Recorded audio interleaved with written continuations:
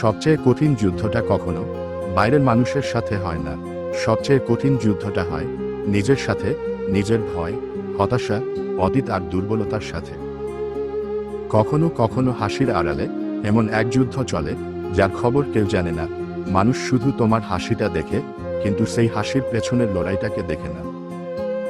নিজেকে বোঝানো যে আমি পারব, যখন পরিস্থিতি বারবার বলে তুমি পারবে না, এটাই নিজের সাথে যুদ্ধ। অতীতের ভুলগুলো যখন বারবার মনে পড়ে, তখন নিজেকে ভেঙে না দিয়ে সেখানে থেকে শিক্ষা নিয়ে আবার শুরু করাই আসল সাহস।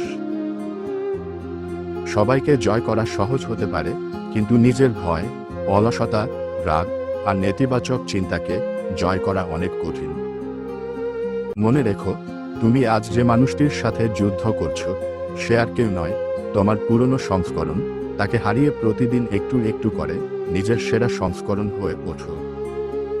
হাল ছেড়ো না, নিজের ভয় ও দুর্বলতাকে জয় করে প্রতিদিন নিজেকে একটু ভালো করার চেষ্টা করো, কারণ নিজেকে জয় করতে পারলেই জীবনের আসল জয় আসে।